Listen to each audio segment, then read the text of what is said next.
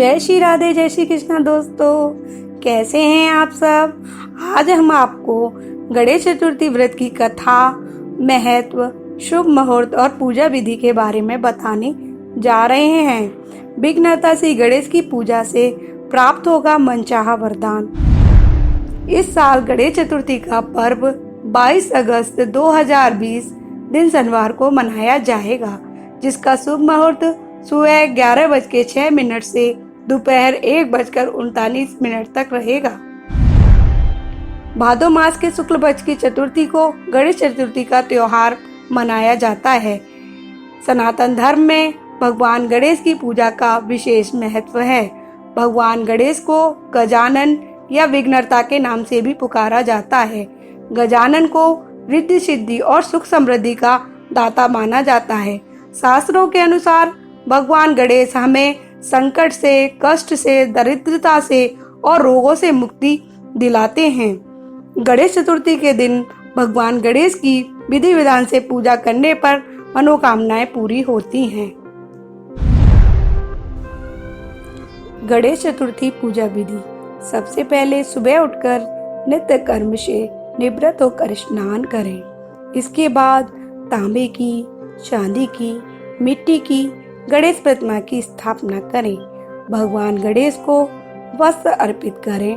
भगवान गजानन को सिंदूर चढ़ाएं। गणेश जी को 21 दुर्बादल अर्पित करने के बाद 21 लड्डुओं का भोग लगाएं। 5 लड्डू भगवान गणेश को और बाकी के बचे हुए लड्डुओं को प्रसाद के रूप में गरीबों में बांट दें। इसके बाद भगवान जी श्री गणेश की कथा सुने, गणेश चालीसा और गणेश स्तोत्र का पाठ करें और भगवान गणेश की आरती करें। श्री गणेश चतुर्थी की व्रत कथा इस प्रकार है। एक बार भगवान महादेव माता पार्वती सहित नर्मदा नदी के तट पर आए। वह बहुत सुंदर स्थान था और उस रमणीय स्थान पर समय व्यतीत करने के लिए माता पार्वती ने महादेव के साथ चौपड़ खेलने की इच्छा व्यक्त की।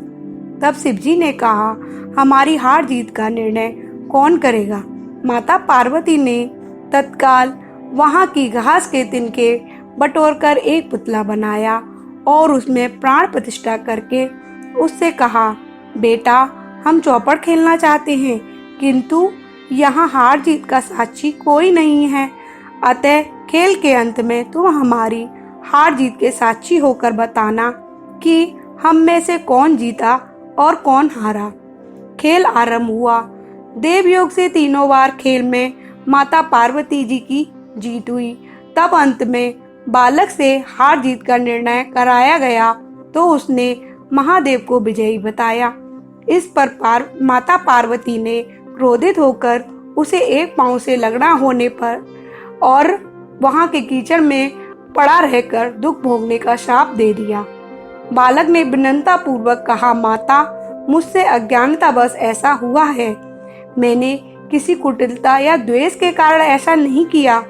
मुझे क्षमा करें और साफ से मुक्ति का उपाय बताएं। तब माता पार्वती को उस पर दया आ गई और बोली, यहाँ नाग कन्याएं गणेश पूजन के लिए आएंगी।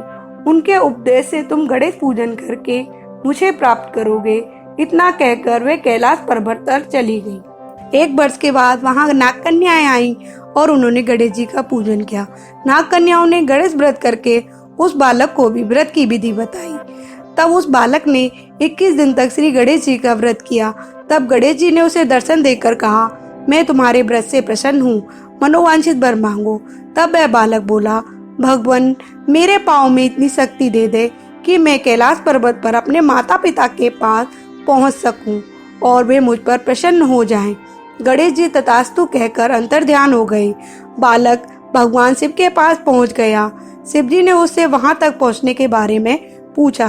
तब उस बालक ने सारी कथा शिव जी को सुनाई। उधर उसी दिन से अप्रसन्न होकर माता पार्वती शिव जी से विमुख हो गई थी। तब भगवान शंकर ने भी बालक की तरह 21 दिन पर्यंत श्री गणेश जी का व्रत किया, जिसके प्रभाव से माता पार्वती के मन में स्वयं महादेव से मिलने की इच्छा जागृत हुई। वे शीघ्र ही कैलाश पर्वत पर आ पहुंची वहां पहुंचकर पार्वती जी ने शिव जी से पूछा, भगवान आपने ऐसा कौन सा उपाय किया जिसके फलस्वरूप मैं आपके पास भागी भागी आ गई हूँ। शिव जी ने गणेश व्रत के बारे में माता पार्वती को बताया। तब पार्वती ने अपने पुत्र कार्तिकेय से मिलने की इच्छा से 21 दिन पर्यंत 21-21 की संख्या में दुर्बा, पुष्प तथा लड्डुओं से गणेश जी की पूजा की। 21वें दिन कार्तिकेय स्वयं ही माता पार्वती से आ मिले। उन्होंने भी माँ के मुख से इस व्रत का महात्म सुनकर व्रत किया।